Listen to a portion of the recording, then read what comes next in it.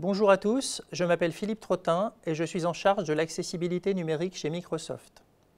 Je vais vous parler aujourd'hui de la dyslexie. La dyslexie touche de 4 à 6% des enfants d'une classe d'âge, sachant qu'en entreprise, on ne parle jamais de ce handicap invisible. La plupart des collaborateurs préfèrent masquer ce handicap à leurs collègues.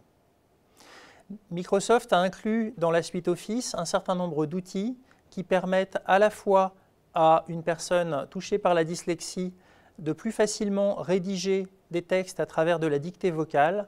Cette dictée vocale, nous l'aborderons dans une autre vidéo, mais également de pouvoir améliorer la lecture des textes qu'ils ont besoin de consommer. Nous allons commencer par regarder dans Word les différents outils existants. Je vais vous montrer par exemple une première problématique, des mots soulignés en bleu avec une faute d'accord. Word me propose des corrections, je sélectionne la correction pour automatiquement appliquer celle-ci sur le texte. Une deuxième faute, préservant, on s'aperçoit qu'entre préservant et le point d'interrogation, il manque un espace. De la même façon, je vais cliquer avec le bouton droit et je vais pouvoir sélectionner la correction. La troisième erreur, c'est une erreur soulignée en rouge, le mot n'existe pas. Avec un clic droit, l'outil va me proposer un certain nombre de corrections, ainsi que des synonymes, et me permet également d'avoir une lecture à voix haute des différentes propositions. Production, semblable à, produit, fabrication, œuvre. Je vais sélectionner le mot, et automatiquement, il sera corrigé dans mon texte. Nous allons maintenant rentrer dans le menu affichage, et à l'intérieur de ce menu affichage, on trouve l'outil d'apprentissage que je vais sélectionner. Cet outil d'apprentissage me permet d'améliorer la lisibilité de mon document. Donc je peux par exemple changer la couleur de fond, améliorer le contraste de mon écran. Je vais pouvoir aussi sélectionner l'espacement du texte.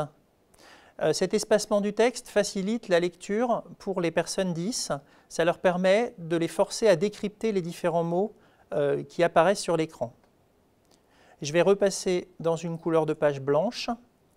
J'ai un bouton également syllabes qui me permet en fait de faire un découpage des mots en syllabes. Je sélectionne cette option et un petit point vient séparer les différentes syllabes d'un mot, permettant par là même de mieux comprendre la prononciation de ce mot. Enfin, j'ai un bouton de lecture à voix haute qui me permet de lire le texte qui apparaît sur l'écran. Comment nourrir la planète tout en la préservant? On s'aperçoit globalement qu'à travers ces outils, on facilite la lisibilité du document. Nous allons passer dans un deuxième outil. Je suis passé sur OneNote.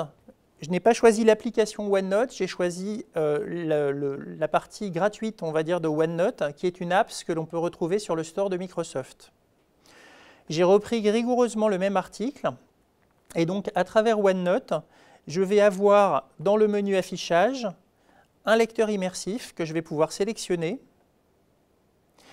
Donc, je rentre dans un environnement dans lequel je ne vois quasiment que le texte correspondant à l'article sur lequel je me trouve.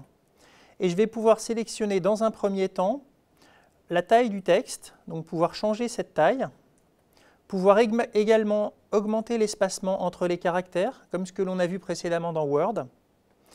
J'ai un certain nombre de polices de caractères qui me sont proposées. Les polices de caractères qui apparaissent ici sont des caractères qui ont été testés pour des problématiques de dyslexie. Donc je ne peux pas choisir d'autres polices de caractères que celles qui apparaissent ici.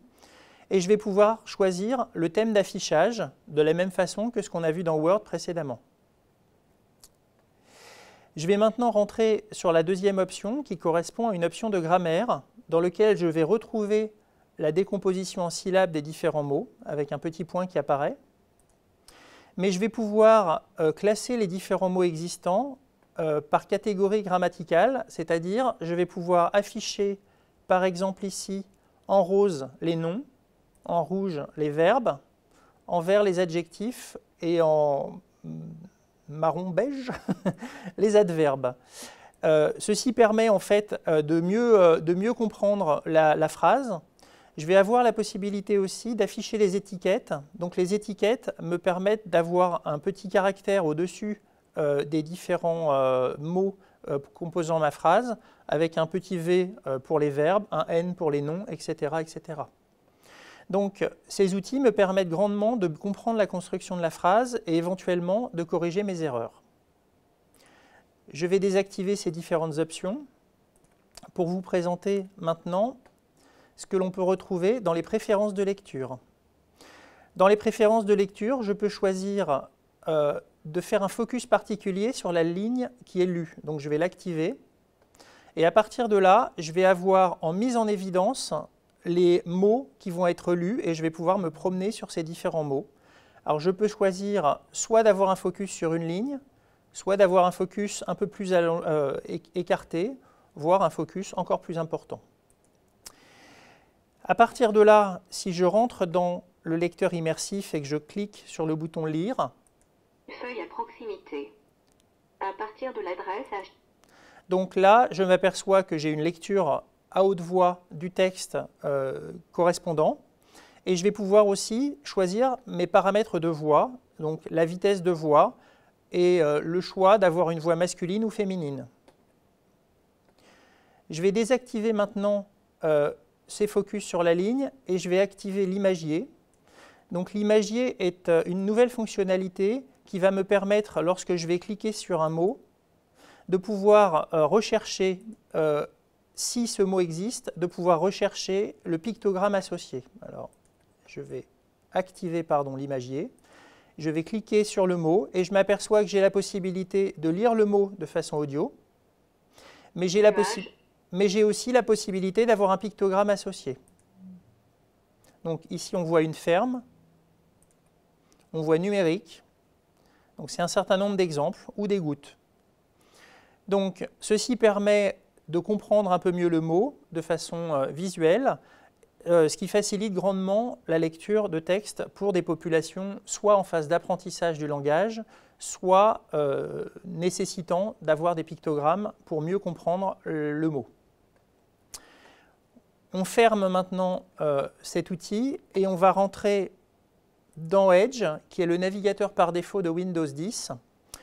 Dans Edge, je vais choisir un article, par exemple celui-ci. Ce dont on s'aperçoit sur des articles Internet, c'est la complexité en fait de la page. On se retrouve avec des bandeaux avec de la publicité, sur la partie droite un certain nombre d'icônes, etc. Alors qu'en réalité, ce qui nous intéresse, c'est de pouvoir lire l'article sur lequel on se trouve. Donc il existe un petit bouton qui se trouve en haut à droite, qui est représenté par un petit livre qui correspond au mode lecture. Si je sélectionne le mode lecture, ma page se retrouve complètement simplifiée. Donc on a enlevé toutes les bandeaux de publicité, les bandeaux droits, et on a fait un focus particulier sur le texte sur lequel on se trouve. Un simple clic sur le texte me permet de choisir des options d'affichage, donc de taille de texte ou de thème d'affichage, comme ce que l'on avait précédemment dans les outils d'apprentissage. Je vais pouvoir bénéficier aussi de la lecture à haute voix, donc je vais me sélectionner le mot qui m'intéresse, enfin le début de phrase qui m'intéresse, et je vais faire lire à haute voix. Puis bien évidemment l'anglaise et ensuite l'arabe. La question se pose toutefois des raisons de ce regain du français à l'échelle mondiale. Donc ce qui est intéressant, c'est que quand cette lecture s'effectue, on a un affichage en surbrillance des différents mots qui sont prononcés.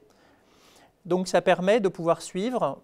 Si je prends une petite analogie, quand on apprend aux enfants à lire, on va mettre son doigt sous les différents caractères et les différents mots qu'on va lire pour expliquer à l'enfant ce que l'on est en train de prononcer. C'est exactement le même principe. Je vais recliquer sur mon texte et je vais fermer ma barre de lecture et à partir de ce moment-là, j'ai un outil d'apprentissage qui apparaît, que je vais pouvoir sélectionner, qui va me permettre aussi au niveau du texte de choisir l'espacement associé, donc d'améliorer l'espacement entre les caractères ou de choisir des thèmes d'affichage. Je vais avoir la possibilité de rentrer dans les outils grammaire qui me permettent exactement de faire la même chose que j'ai montré précédemment, c'est-à-dire un découpage en syllabes avec un petit point sur le texte me permettant de mieux assimiler les différentes syllabes composant un mot. Et je vais pouvoir aussi directement coloriser les noms, les verbes et les adjectifs. Et je vais pouvoir choisir des préférences de couleurs si nécessaire. Je peux afficher les étiquettes comme ce que j'ai montré précédemment, donc un petit V pour les verbes, un petit N pour les noms, Adj pour les adjectifs, etc., etc. Donc je vais redésactiver ces différentes fonctionnalités et je vais pouvoir choisir des préférences de lecture avec la possibilité également de faire un focus sur la ligne qui va être lue. Si je passe dans le mode lire à haute voix, quelle est la langue la plus parlée dans le monde? www.msn.com. Donc on s'aperçoit que ça améliore grandement la lisibilité puisqu'on a un focus qui est fait sur ce qui est lu à l'écran par l'outil. Donc j'espère que tous ces outils vous ont plu et que ma démonstration va vous permettre, ou en tout cas d'améliorer votre lisibilité si vous êtes touché par de la dyslexie. Je vous remercie beaucoup.